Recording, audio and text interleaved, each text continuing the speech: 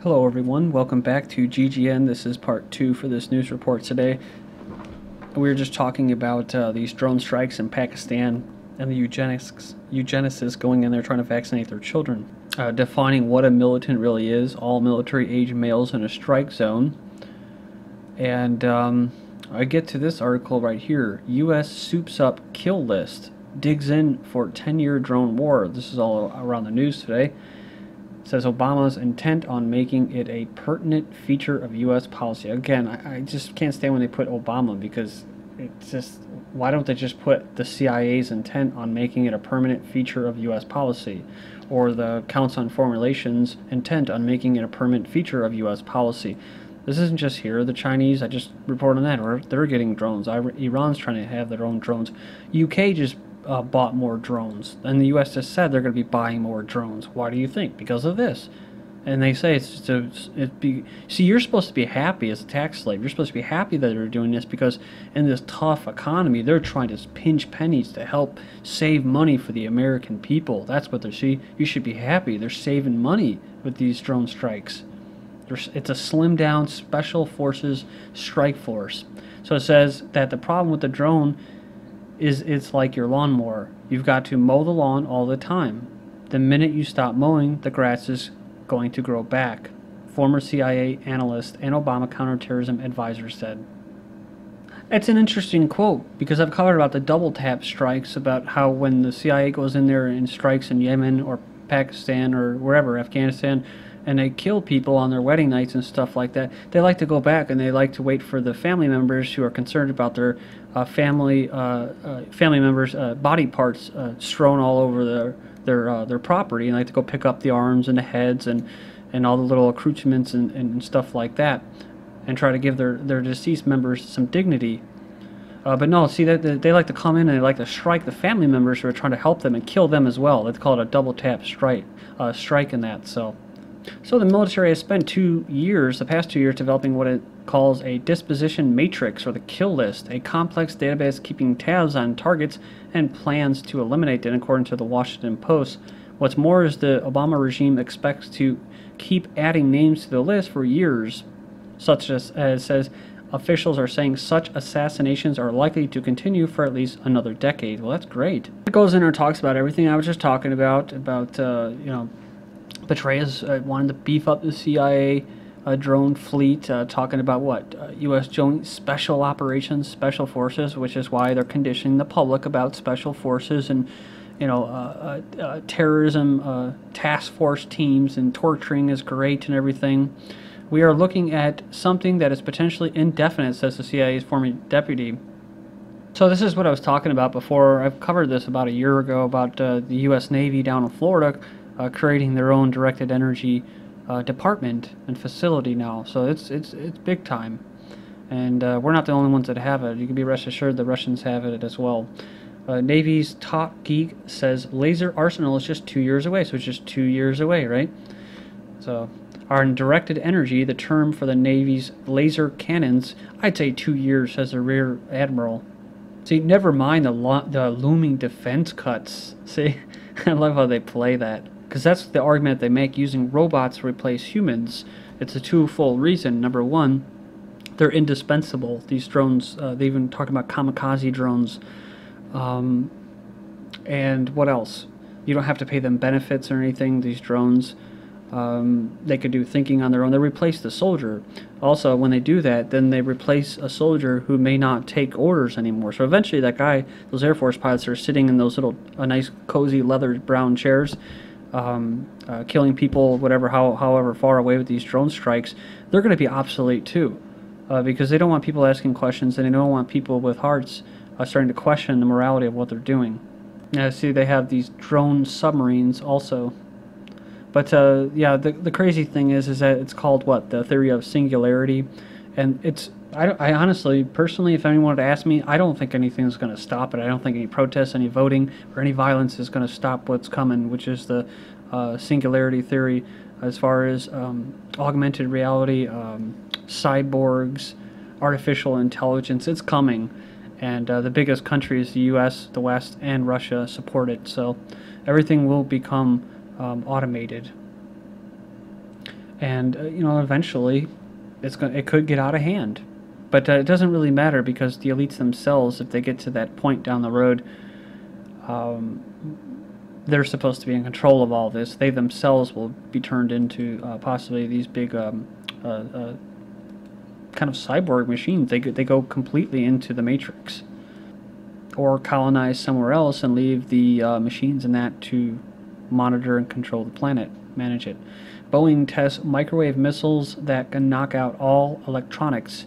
So they're testing a missile. So we already know about an EMP, electromagnetic pulse, to knock out electronics and stuff like that. But now they're talking about the CHAMP, counter electronics high-powered advanced missile project may one day change warfare, says Boeing. This technology marks a new era in the modern-day warfare.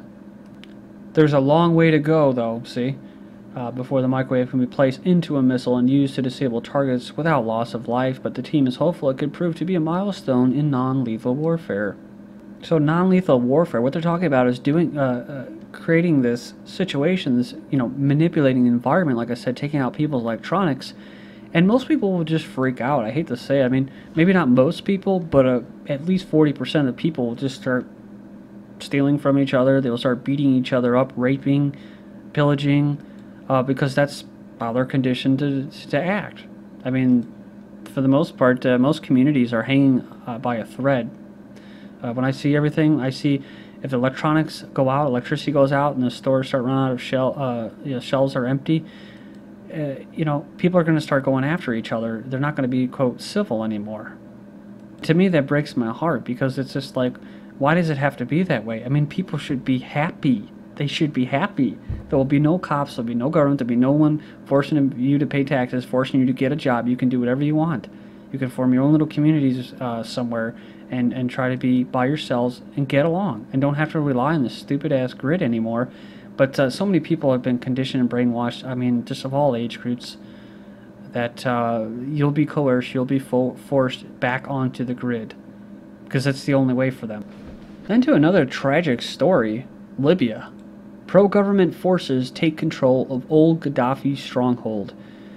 It says forces loyal to Libyan government have recaptured the town of Bani Walid, a traditional stronghold of former ruler Muammar Gaddafi. So this is just a really sad story, because this is the result of what happened in Libya. Is now these people in Bani Walid. I remember listening to a Libyan that actually lives there. I don't know if he was in Bani Walid, but he was talking about how all these people from S.Arabia and other places in out east would basically be armed and foreigners, and they would come in and they would just wreak havoc on this town, on Bani Walid, and they wouldn't let up. So it's been getting pretty crazy lately. And so what do they do? Well, they don't just remove them; they occupy this area now. So, and then of course, what do you have after that? Well, you have a bunch of people that are fleeing. So it says here, Bani Walid residents say military in control of surrounding districts as tens of thousands flee. So that's how they help them. And this guy's scratching his head like, oh my God, what the did I just do? U.S. blocks Russia's draft statement in UN on peaceful resolution of Bani Walid violence. Of course, I have to keep saying this about Libya, is what? As I saw AfroSynergy, T. West, he made a really good video series on Libya. I'd recommend you check that out. Because I made the same point. People are making the arguments about foreign policy and whether it would be better with Obama or Romney.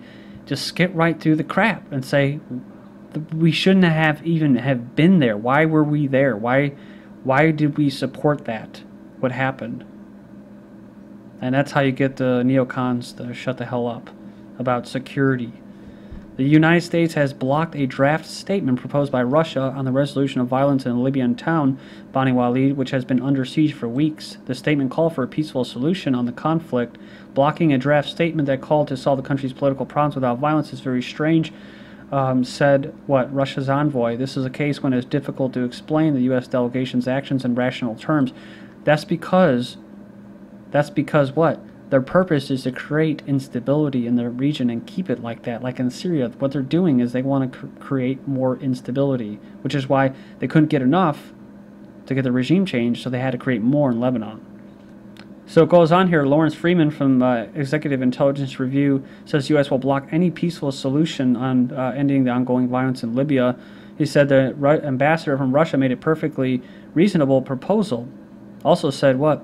That the problem is that the President, Obama, U.S. envoy Suzanne Rice, and of course all these think tanks are not interested in developing peace in Libya and in the whole Middle East, and therefore are going to torpedo any moves that the Russians make to quiet the situation.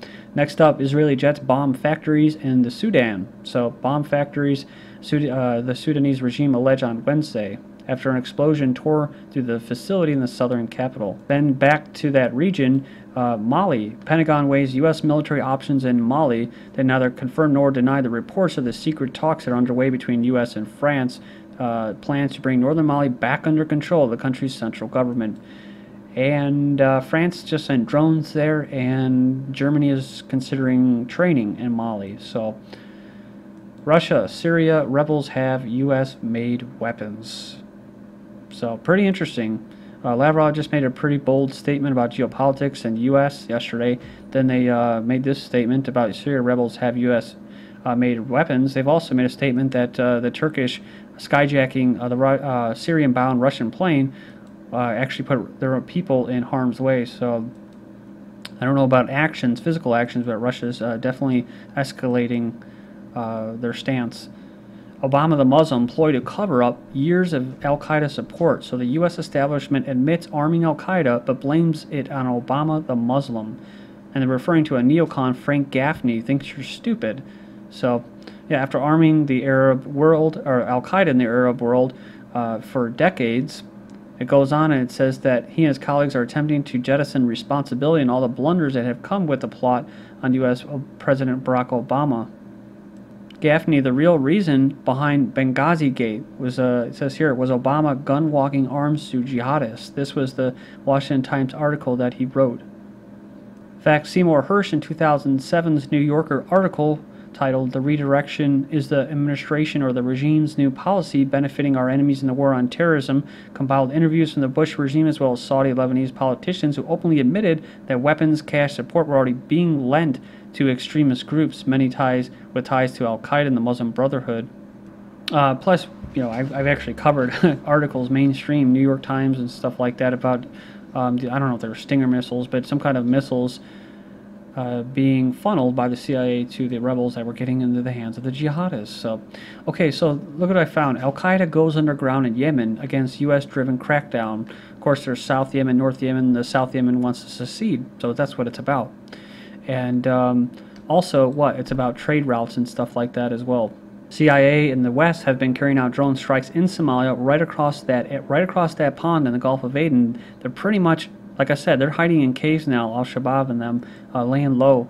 Then in Yemen, they're saying the same thing. They're going underground, again, because of these drone strikes. Yeah, so it says exactly what I just said. Despite increased U.S. drone strikes to eliminate, the militants. Here is worrying for top oil exporter Saudi Arabia next door and security of major shipping lanes in the seas of Yemen. So why is that important? The militants actually renamed themselves Ansar al-Sharia. Actually, I think they were just put on the terrorist list recently. We're talking about the PetroDollar. See, back in the day, there was an agreement made with OPEC that the U.S. would provide security for these Gulf countries, these OPEC countries, especially Saudi Arabia, if they trade their oil in dollars. So after Nixon's break with the gold, dollars expanded by more than 2,000% between 1970 and 2001.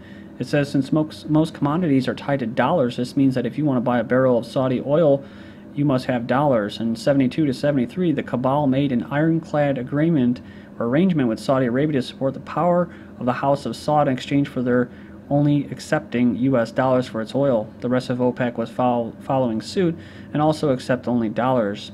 Because the world had to buy oil from the Arab oil countries, it had this additional incentive to hold dollars as payment for oil. The cabal's trade partners, dollar imperialism victims throughout the world, hold so many dollars that they're afraid to create dollar crisis. In fact, that's what they're doing in Iran to try to circumvent these sanctions. They're just using all these dollars that they have. But remember what I was talking about, Saudi Arabia may not actually have as much oil as they say. In Afghanistan, China is just starting to drill for oil. Also in Libya and Somalia and I believe in Western Africa there's oil, so that's why they're there. Are they done with Saudi Arabia? Saudi Arabia's secret Arab Spring. And why is this happening? U.S. may become the world's top oil producer. Thank you.